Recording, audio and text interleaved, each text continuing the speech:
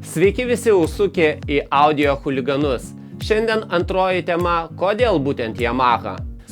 Praeitą kartą kalbėjau apie šitą mažylį Yamaha 496 RDS. Tai mano pirmasis stiprintuvas, kaip pirmoji meilė. Ir turiu klausimą iš praeitos temos jūsų. O koksgi buvo pirmas jūsų audio stiprintuvas? Tai buvo vieni iš paskutinių receiverių, kuriuos vėliau pakeitė AV receiveriai filmų peržiūrom. Bet kaip jūs žinote, receiveriai filmų peržiūrom, iš jų muzika, ypač pigiųjų, muzikos skambesys išeina gan plokščias. Pats turiu tokį Denoną 3 klasės, bet jis man skamba neypatingai. Juos galima, būtent šį lyginau net su aukštos klasės brandiniu Yamaha stereo receiveriu, tikrai atsiliko šiek tiek, bet suskambėjo puikiai. Kodėl būtent Natural Sound Yamaha stiprintuvai skamba šitaip gerai? Natural Sound filosofija. Kas tai yra? Siekis atkurti garsą be dirbtinių pagražinimų, kad garsas skambėtų taip kaip gamtoje. Kodėl audiofilai dažniausiai nemėgsta AV receiverių?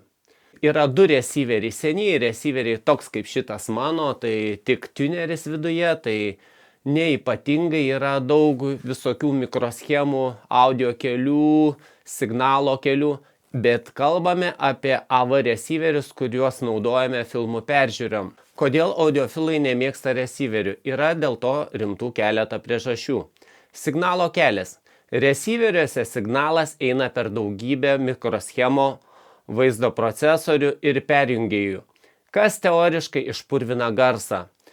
Maitinimo blokas antra. Stereo stiprintuve visa galia skiriama tik 2 kanalam, o receiveriuose tas pats transformatorius turi maitinti 5 ar 7 ar daugiau kanalų bei krūvą elektronikos.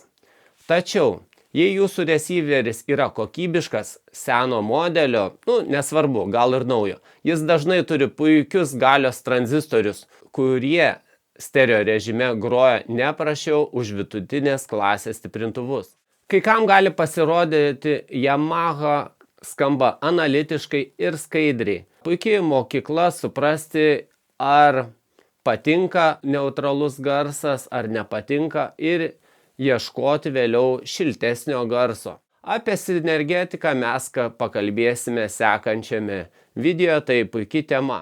Ar verta šiandien rinktis būtent senuosius AV receiverius? Taip verta. Vienas dalykas, tai puikia kokybė dėl atitinkamos biudžetinės kainos. Antra, mes gauname už keliasdešimt eurų Natural Sound patirtį. Galimai pats geriausias būdas pradėti audiofilijos kelią. Tai nėra kažkoks šventasis gralis kokybėje, yra ir kitų puikių gaminių. Yra ir minusų būtent šituose senuose receiveriuose. Neturi HDMI jungčių, neturi viduje integruotų dakų.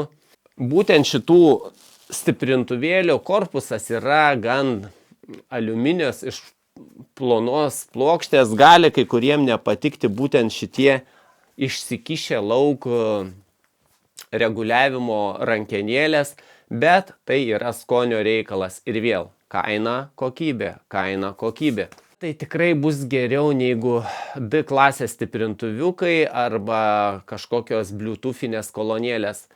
Verta rinktis, tikrai pabandykite, nenusivilsite, jeigu ieškote geresnio, skaidresnio garso. Kitoje temoje kalbėsime apie sinergetiką, būtent apie Yamahos ir kitų kolonėlių sinergetiką ir ne tik Yamahos. Laukite kitų mūsų video, o dabar iki draugai, ir jeigu peržiūrėjote šitą video iki galo, man tai labai svarbu. Uždėkite like, parašykite komentarą. Ačiū visiems. Like, komentaras. Iki draugai.